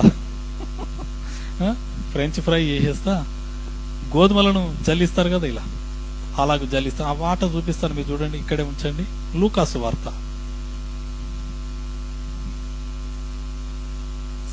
అపవాది కోరుకుంటుంది ఏమని? ఈయనను నాకు అప్పగించు. 22వ అధ్యాయం లూకాసు వార్త 31వ వచనం. హల్లెలూయా, ఇక్కడ చూడండి, లూకాసు వార్త 22:31. సీమోను, సీమోను, ఇదిగో సాతాను మిమ్మును పట్టి గోధుమల వలె జల్లించుటకు మిమ్మును కోరుకొనెను, కాని నీ నమ్మిక తప్పిపోకుండాన్నట్లు నేను నీ కొరకు వేడుకుంటుని, నీ మనసు తిరిగిన తర్వాత నీ సహోదరులను స్థిరపరచమని చెప్పాను. ఇక్కడ చూడండి, సీమోనుతో చెప్తున్నాడు, పేతురుతో చెప్తున్నాడు ప్రభు ఏమని, సాతాను నిన్ను బట్టి గోధుమల వలె జల్లించుటకు, గోధుమలను జల్లించినట్టు జల్లించడానికి కోరుకుంటుంది, అడుగుతుంది. పేతురుని అప్పగించి, పేతురు అనే బండ మీద నా సంఘాన్ని కడతాను నువ్వు అన్నావు కదా, పేతురు నాకు ఒక్కసారి అప్పగించు, పేతురు సంగతి చూస్తా నేను, గోధుమలు ఎట్లా జల్లిస్తారో అలాగూ జల్లించి పడేస్తా నేను అని చెప్పి యేసు ప్రభుతోనే అది ఏం చేస్తుంది, ఆర్గ్యుమెంట్ చేస్తుంది, డిస్కస్ చేస్తుంది. హల్లెలూయా, దేవునికి స్తోత్రం కలుగును గాక. అప్పుడు యేసు ప్రభు ప్రార్థన చేసినాడట. ఏం చేసినాడు, నీ నమ్మిక తప్పిపోకుండునట్లు నీ కొరకు వేడుకుంటుని. ఏమని, సాతాను చేతికి, అపవాది చేతికి పేతురు అప్పగింపబడకూడదని చెప్పి ప్రార్థన చేసినాడు. ప్రార్థన చేసినాడు కాబట్టి మన దగ్గరికి రావట్లేదు. మనం ప్రార్థన చేస్తున్నాం కాబట్టే అది మన దగ్గరికి రావట్లేదు. లేకపోతే మనల్ని ఎలా జల్లిస్తుందంట, అన్ని ఫ్రైలే. దేవునికి మహిమ. ఎలా ఫ్రై చేస్తుందో అది కూడా చెప్తాను. యోబును అడిగింది, యోబు ఊరికేనే నీకు భక్తి కలిగి ఉన్నాడా, నీకు ఒక్కసారి కంచె వేసినగా కంచెది ఆయన సంగతి చూస్తా నేను. కంచె తీసింది. కంచె తీసి ఏమన్నాడు, ఆయన ఆత్మకి ఏం కావదు అనగానే శరీరాన్ని ఏం చేసింది, భయంకరమైనటువంటి శిక్షకు గురి చేసింది. చిల్లు పెంకు బట్టి గీక్కుంటున్నాడంట, కుక్కలు వచ్చి నాకుతున్నాయంట ఆ రసిగిట్లు ఇవన్నీ. అంత భయంకరంగా అయిపోయింది, అంత భయంకరంగా ఆయనను శిక్షించింది. హల్లెలూయా. అంత శిక్షింపబడ్డా కూడా యోబు తట్టుకొని దేవుని వైపు చూసినాడు, దేవుని నిందించలేదు. మాటతో కానీ ఆలోచనలలో కూడా దేవుని నిందించలేదట. నిందించకుండా రెండంతల దీవెన పొందిన. సాతాను కోరుకుంటుంది మనల్ని, కోరుకున్నప్పుడు దేవుడు మనల్ని అప్పగించడం లేదు. అందుకనే మనం క్రైస్తవులుగా ప్రార్థన కోరుతాం, అమ్మ ప్రార్థన చేయండి మా కోసం. ఎందుకు, దేవుని కాపుదల మనకు కావాలి. మీరు మా కోసం చేయాలి, మేము మీకోసం చేయాలి. ఒకరి కొరకు ఒకరు ప్రార్థన. ఇంకా వేరే రిలీజన్లు ఎక్కడ లేదు. ఎవరు చేయరట్లా, ఎవరు అడగరు. మా కోసం ప్రార్థన చేయమని చెప్పే రిలీజన్ నాకు చూపిస్తారా? ఎక్కడ లేదు. ఒక క్రైస్తవ్యంలో మాత్రమే ఉన్నది. ఎందుకనంటే యేసు ప్రభువు పేతురు కొరకు ప్రార్థన చేసినాడు. పేతురుకు చెప్తున్నాడు ఏమని, నీవు స్థిరపడిన తర్వాత, నీ మనసు తిరిగిన తర్వాత, నీ మనసు నిమ్మలమైన తర్వాత నీ సహోదరులను స్థిరపరచు. నీ సహోదరులు, నీ చుట్టూ ఉన్నటువంటి వారి కోసం నువ్వు ప్రార్థన చేసి వారిని బలపరచు. హల్లెలూయా, దేవునికి స్తోత్రం కలుగును గాక. కాబట్టి సాతాను చేతికి అప్పబడకుండా మనము ప్రార్థన చేయాలి. దేవుని హస్తము మనకు తోడుగా ఉండాలి. హల్లెలూయా. ఎలాంటి హస్తం అది? భూమి ఆకాశములకు సమస్తమునకు పునాదులు వేసినటువంటి హస్తము. మోషేకు తోడుగా ఉండి అనేకమైన అద్భుత ఆశ్చర్య కార్యములను చేసిన హస్తము. మోషేకు తోడుగా ఉండి ఎర్ర సముద్రము 2 పాయలుగా చేసినటువంటి హస్తము. హల్లెలూయా, దేవునికి స్తోత్రం కలుగును గాక. యేసు ప్రభు అనేకమైన అద్భుత ఆశ్చర్య కార్యాలు చేసినాడు. అదే హస్తం, సేమ్ మైటీ హ్యాండ్. దేవుడు తన హస్తాన్ని తోడుగా ఉంచినాడు. తోడుగా ఉంచి అనేకమైన అద్భుత ఆశ్చర్య కార్యములను జరిగించినాడు. ఇక్కడ నెహెమ్యా, అలాగే చూసినట్లయితే ఎజ్రా, వీరందరూ కూడా దేవుని హస్తం కొరకు ప్రార్థన చేసి దేవుని హస్తం మమ్మలను రక్షించింది, కాపాడిందని. నేను టకటక చదువుతాను చూడండి. ఎజ్రా గ్రంథము 8వ అధ్యాయము 31వ వచనం. 8:31. మేము మొదటి నెల 12వ దినమందు యెరూషలేమునకు వచ్చుటకై అహావా నది నుండి బయలుదేరగా మా దేవుని హస్తము మాకు తోడుగా ఉండి శత్రువుల చేతిలో నుండి, మార్గమందు పొంచి ఉన్న వారి చేతిలో నుండి మమ్మును తప్పించినందున. ఎవరు తప్పించినారు? దేవుని హస్తం. దేని నుండి తప్పించిందట? శత్రువుల చేతిలో నుండి తప్పించే హస్తము. మార్గమందు శత్రువు మన గురించి పొంచి ఉంటాడు, పొంచి ఉండి మన మీద దాడి చేస్తూ ఉంటారు. అలాంటి వారి చేతిలో నుండి మమ్మను తప్పించాను. మనల్ని తప్పించే హస్తము మనకు తోడుగా ఉండాలి. మనకు తోడుగా ఉండాలి, మన పిల్లలకు, మనకు కలిగిన సమస్తమునకు కూడా తోడుగా ఉండాలి. హల్లెలూయా, దేవునికి స్తోత్రం కలుగును. ఒక వీడియో చూసినాను సోషల్ మీడియాలో, ఆశ్చర్యం అనిపించింది. ఒక ఆవిడ ఈ వాటర్ ఫాల్స్ ఉంటాయి కదా, నీళ్లు పడేటి వాటర్ ఫాల్స్, ఆ వాటర్ ఫాల్స్ జలపాతం దగ్గర, నీళ్లు పడే దగ్గర స్నానాలు చేస్తూ అందరు స్నానాలు చేస్తున్నారు ఆ నీళ్ళ కింద. అంతా ఇట్లా ఏటవాలుగా ఉంటుంది కదా, నీళ్లు పడి ఇలా కిందికి జారుతా ఉంటాయి. దాని మీద అందరూ స్నానాలు చేస్తున్నారు, అందరూ ఎంజాయ్ చేస్తున్నారు. ఒక ఆమె బాగా భయపడుతుంది. బాగా భయపడుతూ కొద్దిగా నీళ్ళున్న దగ్గర నిలబడి ఆమె వాళ్ళతో పాటు ఎంజాయ్ చేస్తుంది. ఇట్లా వెనక తిరిగి ఇట్లా అని ఆ నీళ్ళని ఎంజాయ్ చేస్తుంది. ఒక ఆవిడ మీద నుండి జర్రమని జారుకుంటూ వచ్చేసి నిలబడి ఆమెను ఒక్క తనేసింది. తనగానే ఈమె వెల్లకిలా పడిపోయింది. ఇలా ఎలాంటి ఆధారం లేకుండా వెల్లకిలా పడిపోయి తలకు కలిగేసి షీ డైడ్. హల్లెలూయా. దేవుని తోడు ఎంత ఉంటుందంటే నేను నా జీవితంలో అనుభవించిన. ఇట్లా కళ్ళు మూసి తెరవడం కూడా ఇంకా చాలా ఎక్కువ సమయం. వెంట్రుక వాసిలో కూడా మరణం మనల్ని వెంటాడుతుంది. ఇలాంటి మరణాలన్నీ ఎన్నో చూస్తున్నాం, మనకు తెలియదు అసలు. అలాంటి మరణాల నుంచి వెళ్ళి తప్పించే హస్తము మన దేవుని హస్తము. హల్లెలూయా. దేవునికి మహిమ కలుగును గాక. హైదరాబాద్ పట్టణం గురించి అనేక మంది చెప్తారు. బండి మీద బయటికి వెళ్ళి మళ్ళీ ఇంటికి వచ్చేంత వరకు గ్యారంటీ లేదు. మనం చాలా చక్కగా పోతాం, కానీ పక్కడు ఎటు నుంచి వస్తారో తెలియదు, ఎటు నుంచి దాడి జరుగుతుందో యాక్సిడెంట్ జరుగుతుందో మనకు తెలియదు. ఇలాంటి భయంకరమైన స్థితిలో నుండి తప్పించే హస్తమే యెహోవా హస్తము. హల్లెలూయా. దేవునికి మహిమ కలుగు. ఆ దేవుని యొక్క హస్తము మనకు తోడుగా ఉండాలి. మనకు ఆశీర్వాదం కానీ, మనకు రక్షణ కానీ, మనకు తోడు కానీ, మనకు దీవెన కానీ, మనకి ఏదైనా కావాలంటే దేవుని యొక్క హస్తము మనకు తోడుగా ఉండాలి. హల్లెలూయా. దేవునికి మహిమ కలుగును గాక. ఇక్కడ అందుకనే అంటున్నాడు, నీ హస్తము మాకు వారి చేతుల నుండి మమ్మను తప్పించినందున యెహోవా హస్తము తప్పించింది. దేని నుండి? శత్రువుల చేతిలో నుండి, మార్గమందు పొంచి ఉన్న వారి చేతిలో నుండి తప్పించే హస్తము. అలాగే చూడండి ఇక్కడ 7:28 చూడండి. ఇక్కడే ఎజ్రా గ్రంథము 7:28, నా దేవుడైన యెహోవా హస్తము నాకు తోడుగా ఉన్నందున నేను బలపరచబడి నాతో కూడా వచ్చుటకు ఇశ్రాయేలు ప్రధానులను సమకూర్చితిని. హల్లెలూయా. దేవునికి స్తోత్రం కలుగును. యెహోవా హస్తం నాకు తోడుగా ఉన్నందున నేను బలపరచబడ్డాను. బలపరిచే హస్తము మనల్ని భుజము తట్టే హస్తము. హల్లెలూయా. కృంగిపోయి కృషించిపోయినప్పుడు ఇట్లా భుజం తడతారు, ఇలాగ తట్టి ఏం కాదు లేవని. మన దేవుని హస్తమే మనల్ని భుజము తట్టి లేవనెత్తుతుంది, బలపరుస్తుంది, శక్తితో నింపుతుంది. దేవునికి స్తోత్రము కలుగును గాక. ఇక్కడ వీరు పడిపోయిన ప్రాకారములు కట్టడానికి బలపరచబడుతున్నాడు. యెహోవా హస్తము వచ్చి వారిని బలపరుస్తుంది. హల్లెలూయా. దేవునికి స్తోత్రము కలుగును గాక. అలాగే చూడండి నెహెమీయా గ్రంథం చూడండి, ఇక్కడే పక్కన ఎజ్రా తర్వాత ఉంటుంది. నెహెమీయా గ్రంథము 1వ అధ్యాయము 10వ వచనం.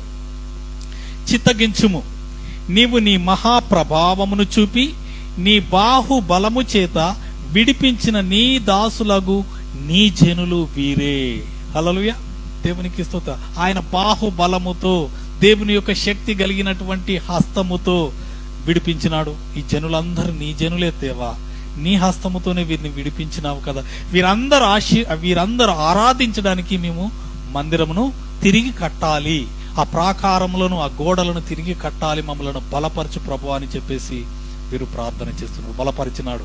శత్రువులందరినీ పారద్రోలి తిరిగి ప్రాకారములు కట్టి ఆరాధన జరగడానికి దేవుడు కృప చూపించినాడు. దేవునికి స్తోత్రం కలుగును గాక. అలాగే చూడండి, నూతన నిబంధనలో పేతురు భక్తుడు అంటున్నాడు, 1 పేతురు పత్రిక 5:6. 1 పేతురు పత్రిక 5వ అధ్యాయము 6వ వచనం. దేవుడు తగిన సమయమందు మిమ్మును హెచ్చించునట్లు ఆయన బలిష్టమైన చేతి క్రింద దీన మనస్కులై యుండుడి. హల్లెలూయా. ఎవరి చేతి కింద? ఎలాంటి చేతి క్రింద దీన మనస్కులై ఉండాలి? దీవిస్తాడో దీవించడో కొన్నిసార్లు అనిపిస్తుంది, కానీ తప్పకుండా దీవిస్తాడు. మనం ముందే ధ్యానించినాం, దేవుడు దుష్కార్యము చేయుట అసంభవం. హల్లెలూయా. ఆయన దీవిస్తాను అంటే దీవిస్తాడు. హల్లెలూయా. దేవునికి స్తోత్రము కలుగును గాక. నాకు ఒక రోజు దర్శనంలో నేను ఇలాగే విపరీతమైనటువంటి డిసప్పాయింట్మెంట్లో, డిస్కరేజ్మెంట్లో ఇట్లా పడుకున్నాను. ఎన్ని రోజులు ప్రభువా, ఏంటిది ప్రభువా అని చెప్పేసి ఇలా కళ్ళు తెరిచే ఉన్నాయి. ఇలాగూ మెత్త మీద తల పెట్టుకొని ఇట్లా చూస్తున్నాను. చూస్తూ ఉంటే దేవుడు ఇట్లా ఫ్లాష్ లాగా కనిపిస్తుంది, ఫ్లాష్ అవుతుంది. ఇలా 31:19 అని చెప్పేసి 3119 అని ఇట్లా నాకు ఫ్లాష్కి ఇట్లా షేక్ అవుతూ కనబడుతుంది. ఏంటిది సంథింగ్ దేవుడు ఏదో చూపిస్తున్నాడా అని చెప్పేసి చూసి ఇమ్మీడియట్గా లేచి వాక్యం చూసినాను. 31:19 వచనం ఎక్కడున్నది ఏంటిదని వెతికితే నాకు కీర్తనల గ్రంథంలో కనబడ్డది. హల్లెలూయా, దేవునికి స్తోత్రం కలుగును గాక. మీరందరూ చూడండి, అది అందరూ అప్లై చేయాలి. ఇదంతా నా ఒక్కని కోసమే కాదు, దేవుని వాక్యం అందరికీ సమానమై ఉంటున్న దేవునికి స్తోత్రం కలుగును గాక. కీర్తనలు 31:19, నీ యందు భయభక్తులు గలవారి నిమిత్తము నీవు దాచియుంచిన మేలు ఎంతో గొప్పది. హల్లెలూయా, ఎవరు దాచిపెట్టినారు? ఎవరి నిమిత్తం? భయభక్తులు గలవారి నిమిత్తము దేవుడు దాచియుంచినాడు ఒక గొప్ప మేలు. హల్లెలూయా, అందుకని ఆయన బలిష్టమైన చేతి క్రింద మనం దీన మనస్కులై ఉండాలి. ఉన్నప్పుడు ఇస్తాడు. అలాగే నరుల ఎదుట నిన్ను ఆశ్రయించి వారి నిమిత్తము నీవు సిద్ధపరిచిన మేలు ఎంతో గొప్పది. హల్లెలూయా, దేవునికి స్తోత్రం కలుగును. ఇక్కడ రెండు సార్లు ఉన్నది దాచియుంచిన మేలు. దాచియుంచిన మేలు అంటే ఇంతవరకు నీ కొరకు దేవుడు ఏర్పరిచింది, ఆల్రెడీ రెడీగా ఉంది, దాచిపెట్టినాడు అది నీకు ఇవ్వడానికి. దాచిపెట్టింది వేరే, సిద్ధపరిచేది వేరే. హల్లెలూయా, దాచిపెట్టింది వేరు, సిద్ధపరిచింది వేరు. సిద్ధపరిచింది ఇవ్వడానికి, దాచిపెట్టింది ఇచ్చింది. హల్లెలూయా, ఈ రెండు రకాలైన దీవెనలు మనం అందరం పొందుకోవాలని దేవుడు కోరుతున్నాడు. దేవునికి స్తోత్రం. ఎబ్బేజు ప్రార్థన చేస్తున్నాడు, నీవు నన్ను నిశ్చయంగా ఆశీర్వదించాలి, నా యొక్క స్థలమును విశాలపరిచి నన్ను దీవించు ప్రభువా అని చెప్పేసి, నీ హస్తము నాకు తోడుగా ఉంచు, నీ చేయి నాకు తోడుగా ఉంచు అని చెప్పేసి ప్రార్థన చేస్తున్నాడు. చివరిగా ఇక్కడ చూడండి, నీ చేయి నాకు తోడుగా ఉండ దయచేసి నాకు కీడు రాకుండా దానిలో నుండి నన్ను తప్పించుము. హల్లెలూయా, ఇవన్నీ ఉన్నాయండి, పైన దీవెనలు అన్నీ ఉన్నాయి. కీడు వస్తే ఏమైపోతుంది? వ్యర్థం. కీడు వస్తే వ్యర్థమే. అందుకని ఇక్కడ చక్కగా చెప్తున్నాడు, నాకు కీడు రాకుండా దానిలో నుండి నన్ను తప్పించుము. కీడు రాకుండా నన్ను తప్పించు ప్రభా. కీడు గురించి చాలా ధ్యానించవచ్చు. మన కిటికీల అంచులు పట్టుకొని మరణం ఇలాగూ తొంగి చూస్తుంది. చిన్న పిల్లలను, యవనస్తులను బ్రింగి వేయడానికి మరణము మన కిటికీలను ఎక్కి చూస్తుందంట. హల్లెలూయా, అందుకని పిల్లల గురించి ప్రార్థన చేయాలి. ఎందుకంటే మనము బలహీనంగా ఉండవచ్చు, కానీ మన పిల్లలు, మన యవ్వనస్తులు బలమైన వారు. ఆ బలమైన వారిని పడగొట్టాలని, బలమైన వారిని నిర్వీర్యం చేయాలనేది అపవాది యొక్క ఆలోచన. కాబట్టి మన పిల్లల కోసం మనం ప్రార్థన చేయాలి. ఇక్కడ చూడ, అందుకని అంటున్నాడు, నాకు కీడు రాకుండా దానిలో నుండి నన్ను తప్పించుము. కీడు రాకుండా, శోధన రాకుండా మనల్ని తప్పించు అని చెప్పేసి మనము కూడా ప్రార్థన చేయాలి.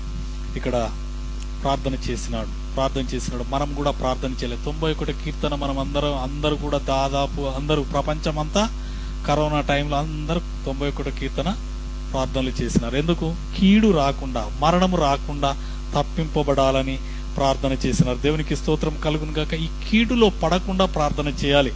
శోధనలో ప్రవేశించకుండానట్లు ప్రార్థన చేయాలి. హల్లెలూయా, పరలోక ప్రార్థన ఉన్నది, నా మాట కాదు. శోధనలో పడకుండా ప్రార్థన చేయాలి, శోధనలో ప్రవేశించకుండా మనము ప్రార్థన చేయాలి. చూడండి, మత్తయి సువార్త 6:13 పరలోక ప్రార్థనలో ఉంది చక్కని మాట. 13, మమ్మను శోధనలోనికి తేక దుష్టుని నుండి మమ్మను తప్పించుము. హల్లెలూయా, దేవునికి స్తోత్రం. శోధన అంటే కీడు, అపాయము, ప్రమాదము. వీటిలో మమ్మను శోధనలోనికి తేక దుష్టుని నుండి, అపవాదు నుండి, కీడు నుండి మమ్మను తప్పించుము. మమ్మను తప్పించు ప్రభువా అని చెప్పేసి ప్రార్థన చేయాలి. ఎటు నుండి వస్తుందో తెలియదు, అందుకని ఉదయం పొద్దునే లేవాలి, పొద్దున లేచి ఈ ప్రార్థనలు చేయాలి. అన్ని చేసి ఈ ప్రొటెక్షన్ గురించి, శోధనలో పడేలాగున ప్రార్థన చేయాలి, శోధనలో పడకుండా ప్రార్థన చేయాలి. ఏ అపాయము, ఏ మరణము, ఏ రోగము, ఏ వ్యాధి ఎటు నుండి వస్తుందో తెలియదు. దేవునికి మహిమ కలుగును గాక. కరోనాలో మన సంఘానికి సంబంధించి దేవునికి నేను కృతజ్ఞత కలిగి ఉన్నాను. మనలో చాలా మందికి కరోనా, నేనైతే ఇంతవరకు వ్యాక్సిన్ తీసుకోలేదు, ఎలాంటి అటాకులు నాకు ఏమైతే సంభవించలేదు. అనేక మందికి ప్రార్థన చేసిన ఎవ్వరికి ఏమి కాలేదు. హల్లెలూయా. ఒక సంఘంలో నేను న్యూస్ విన్నాను, వారి సంఘంలో గురించి గొప్ప చెప్పి 5 చనిపోయినారని చెప్పినారంట. 5 చెప్పినారంటే నేను అనుకున్న, థ్యాంక్ యూ లార్డ్, ఒక్కరు కూడా మా సంఘంలో మరణానికి పాలు కాకుండా మమ్మల్ని అందరినీ కాపాడు, ఎంత మంచి దేవుడవయ్యా. హల్లెలూయా. ఎస్, మనం ప్రార్థన చేయాలి. కీడు రాకుండా, శోధన రాకుండా, దుష్టుడు మనల్ని దాడి చేయకుండా మనము ప్రార్థన చేయాలి. ప్రార్థన చేసినప్పుడు మనం కాపాడబడతాం. హల్లెలూయా, దేవునికి స్తోత్రం కలుగును గాక. ఆయన ప్రార్థన చేస్తున్నాడు. ఇక్కడ ప్రార్థన చేసిన తర్వాత ఇక్కడ చూడండి, దానిలో నుండి నన్ను తప్పించుము, కీడు రాకుండా దానిలో నుండి నన్ను తప్పించుమని ప్రార్థింపగా. అందరు చూడండి ఇప్పుడు దయచేసి మొదటి దినవృత్తాంతంలో 4:10 వచనం చివరిలో ఉన్న, దేవుడు అతడు చేసిన దానిని అతనికి దయచేసెను. ఏదైతే ప్రార్థన చేసినాడో నీవు నేను మనం అందరము కూడా, ఎవరైతే ఏదైతే ప్రార్థన చేస్తున్నారో ఆ ప్రార్థన చేసిన దానిని, మనవి చేసిన దానిని దేవుడు మనకు దయచేస్తున్నాడు. హల్లెలూయా. విశ్వాసంతో మనం అడగాలి, ప్రార్థన చేయాలి, ప్రార్థన చేసి పొందుకోవాలి. పొందుకున్నప్పుడు ఎలాగుంటామంట చూడండి, ఇక్కడ మళ్ళీ ఇంకెక్కడ రాయలు 9వ వచనం మొదటి భాగంలోనే ఉన్నది. ఇక్కడ 10వ వచనంలో చివరిలో దేవుడు అతనికి దయచేసినాడు. ఎలా దయచేసినాడంటే 9వ వచనంలో, యబ్బేజు తన సహోదరుల కంటే ఘనము పొందిన వాడయ్యుండెను, ఘనుడుగా ఉన్నాడు. హల్లెలూయా. ప్రార్థన చేసిన యబ్బేజు గొప్పవాడుగా దీవింపబడ్డాడు. హల్లెలూయా, దేవునికి స్తోత్రం. తన తల్లి కన్నీటితో ప్రార్థన, ఈవిడే వేదన పుత్రుడు, కన్నీళ్లలో, కష్టాలలో, వేదనలో, శోధనలో పుట్టినాడు, అసలు వీడిని ఎందుకు కన్నానని చెప్పేసి తల్లి బాధపడుచున్నది, చింతిస్తున్నది. కానీ ఆ చింతలోనే వాడు ఉండలేదు. ఆ చింతలో నుండి వాడు లేచినాడు. లేచి దేవునికి ప్రార్థన చేసినాడు, నువ్వు నన్ను నిశ్చయముగా ఆశీర్వదించు, నీ హస్తము తోడుగా ఉంచు, నా యొక్క నివాస స్థలమును, నా సరిహద్దును విశాలపరిచి నీ హస్తమును నాకు తోడుగా ఉంచు, తోడుగా ఉంచి ఏ కీడు నా దగ్గరికి రాకుండా నన్ను తప్పించు అని చెప్పేసి ప్రార్థన చేసినాడు. This is the patterns of the prayer. Hallelujah. ఆనాడు యబ్బేజు ఎలాగూ ప్రార్థనకు జవాబు పొందుకున్నాడో తప్పకుండా నీవు ప్రార్థనకు జవాబు పొందుకుంటావు. హల్లెలూయా. ఇదొక ఫార్ములా, మన లెక్కకు ఫార్ములా. మన బాధలకు, శోధనలకు అన్నిటి కూడా ఈ ఫార్ములాను అప్లై చేస్తే సేమ్ రిజల్ట్ పొందుకుంటాం. హల్లెలూయా. ఎందుకు బైబిల్ రాయబడ్డది? ఎందుకు ఆ యొక్క కాలంలో వారికి దేవుడు తోడుగా ఉన్నాడు? ఆనాడు ఉన్న దేవుడు ఈనాడు నీతో, నాతో, మనందరితో ఉన్నాడు. హల్లెలూయా. ఆయన నిన్న, నేడు, నిరంతరము ఏకరీతిగా ఉన్నాడు. అందుకని ముందుగానే చదివిన, ఆయన అబద్ధం ఆడుటకు ఆయన నరుడు కాడు, ఆయన మాట సత్యము, దీనిని నమ్మాలి. హల్లెలూయా.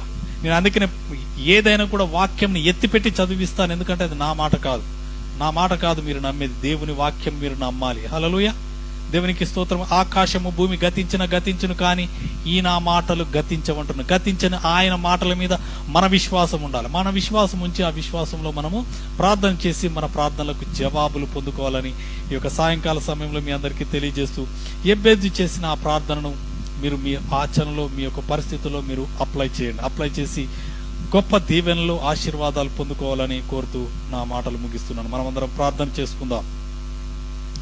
Hallelujah. Thank you Lord. Hallelujah, hallelujah. Thank you Lord. నీకే వందనాలు, స్తోత్రాలు చెల్లించుకుంటున్నాం. ఈ సాయంకాల సమయంలో యబ్బేజు ప్రార్థన చేస్తూ ఉన్నాడు. తన తల్లి ఎన్నో వేదనలలో, బాధలలో, కన్నీటిలో, దుఃఖంలో, ఎలాంటి పరిస్థితుల్లో తన కుమారుని కన్నదో తెలియదు, కానీ యబ్బేజు అని పేరు పెట్టింది. యబ్బేజు అనగా వేదన, శోధన, బాధ, చింత. అలాంటి చింతలో బ్రతికినటువంటి, చింతలో ఎదిగినటువంటి యబ్బేజు ప్రార్థన చేస్తున్నాడు. ఇశ్రాయేలు దేవునికి ప్రార్థన చేస్తున్నాడు. ఆశీర్వదించే దేవునికి ప్రార్థన చేస్తున్నాడు. సర్వశక్తి మంతుడైనటువంటి దేవునికి ప్రార్థన చేస్తున్నాడు. హల్లెలూయా. Thank you Lord. నీకే వందనాలు చెల్లించుకుంటున్నాను. నన్ను ఆశీర్వదించు ప్రభువా, నీవు నన్ను నిశ్చయముగా ఆశీర్వదించుమని ప్రార్థన చేస్తున్నాడు. అలాగే నా యొక్క సరిహద్దులు విశాలపరచమని ప్రార్థన చేస్తున్నాడు. అవును తండ్రి, ఇరుకులోనే ఉండి ప్రార్థిస్తున్నాడు. విశాలత దయచేయమని ప్రార్థన చేస్తున్నాడు. Thank you Lord. నీకే వందనాలు చెల్లించుకుంటున్నాం. అలాగే తండ్రి నాయన ప్రభా, నీ యొక్క హస్తము తోడుగా ఉంచు, నీ హస్తము తోడుగా ఉంచు, నాకు తోడుగా ఉంచి నన్ను నడిపించు, నన్ను దీవించు, ఆశీర్వదించు ప్రభు అని చెప్పేసి ప్రార్థన చేసినాడు. అలాగే చూసినట్లయితే దేవానికి వందనాలు చెల్లించుకుంటున్నాం. ఏ కీడు నా దరి చేరకుండా మమ్మలను తప్పించుము అని సరే ప్రార్థన చేస్తున్నాడు. అవును తండ్రి, నీకే వందనాలు చెల్లించుకుంటున్నాం. ఈ యొక్క సమయంలో తండ్రి ఎబ్బేజు చేసిన ప్రార్థన ఆలకించి అతని యొక్క తండ్రి సహోదరులందరికంటే ఘనుడుగా మీరు ఆశీర్వదించి దీవించినారు. ఈ యొక్క తండ్రి నాయన దినము తండ్రి నాయన ఈ యొక్క తండ్రి నాయన ప్రభ ప్రసంగం విన ప్రతి ఒక్కరిని తండ్రి నాయన ప్రభ మీరు దీవించి ఆశీర్వదించండి. సర్వశక్తిమంతుడైన దేవుని యొద్దకు వచ్చినామని మీరు తప్పకుండా జవాబు దయచేస్తారని, అడిగిన వాటికంటే ఊహించిన వాటికంటే అత్యధికంగా దయచేయగల దేవుడు మీరేనని, మీరు తప్ప వేరే ఆశ్రయం మాకు లేదని చెప్పి మీ యొద్దకు విశ్వాసముతో రావాలి దేవా. నీకే వందనాలు చెల్లించుకుని అలాగే తండ్రి నన్ను ఆశీర్వదించండి, ప్రతి ఒక్కరిని ఆశీర్వదించండి దేవా. నీకే వందనాలు. ఆశీర్వాద యెహోవా ఆశీర్వాదమే ఐశ్వర్యం ఇస్తుంది, అది నరుల కష్టము చేత ఎక్కువ కాదని సెలవిచ్చిన గొప్ప దేవా. నీటి ఊటల వంటి తండ్రి నాయన ప్రభు, ఊటల వంటి తండ్రి నాయన ఆశీర్వాదమును దయచేయండి దేవా. నీకే వందనాలు చెల్లించుకుంటున్నాను. నీటి ఊటలు, ప్రవాహ జలములు, నది నాయన జలముల వల్లే తండ్రి నాయన ప్రభు వారికి దీవెనలు దయచేయమని ప్రార్థన చేస్తున్నాం. అలాగే వారి సరిహద్దులను విశాలపరచండి. వారి తండ్రి నాయన కుటుంబంలో, వారి ఉద్యోగంలో తండ్రి నాయన వారి స్థితిగతుల్లో ఉన్నటువంటి నాయన ప్రభా స్థితిగతులు అన్నింటినీ విశాలపరచండి దేవా. నీకే వందనాలు. Extend there territory lord. నీకే వందనాలు, స్తోత్రాలు చెల్లించుకుంటున్నాం. వారి ఉద్యోగంలో, వ్యాపారంలో, కుటుంబంలో, దేశంలో, రాష్ట్రంలో, వేరెవర్ దట్ లార్డ్ వారిని విశాలపరచండి నాయన ప్రభా. Expand their territory lord. నీకే వందనాలు, స్తోత్రాలు చెల్లించుకుంటున్నాం. అలాగే తండ్రి నేను మీ హస్తము తోడుగా ఉంచండి. మీ హస్తము ప్రతి ఒక్కరికి తోడుగా ఉంచండి. మాకు తోడుగా, మా సంఘమునకు తోడుగా, మా యొక్క తండ్రి నాయన ప్రభా ప్రజలకు తోడుగా ఉంచండి. వారి కుటుంబాలకు తోడుగా ఉంచండి. వారి ఉద్యోగాలకు, వ్యాపారులకు, రాకపోకలకు తోడుగా ఉంచండి దేవా. నీకే వందనాలు, స్తోత్రాలు చెల్లించుకుంటున్నాం.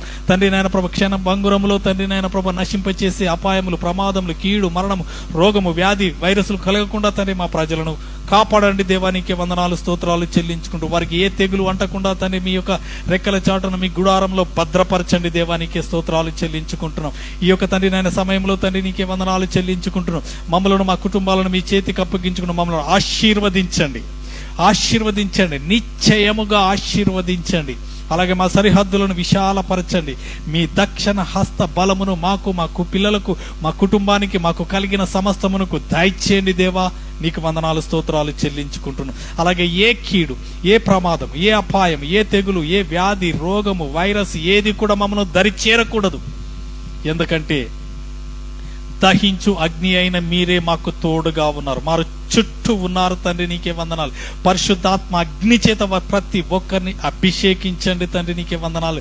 ప్రతి విధమైన వైరస్, ప్రతి విధమైన బ్యాక్టీరియా, ప్రతి విధమైన కంటామినేటెడ్ డిసీజ్ అన్ని it may be comes from the air lord. నీకే వందనాలు. వాటర్ ద్వారా కానీ, గాలి ద్వారా కానీ, ఆహారము ద్వారా కానీ, మనుషుల ద్వారా కానీ ఏ రకంగా శత్రువు వచ్చిన యేసు నామములో అణిచివేస్తున్నాం. We bind and destroy it in the name of Jesus.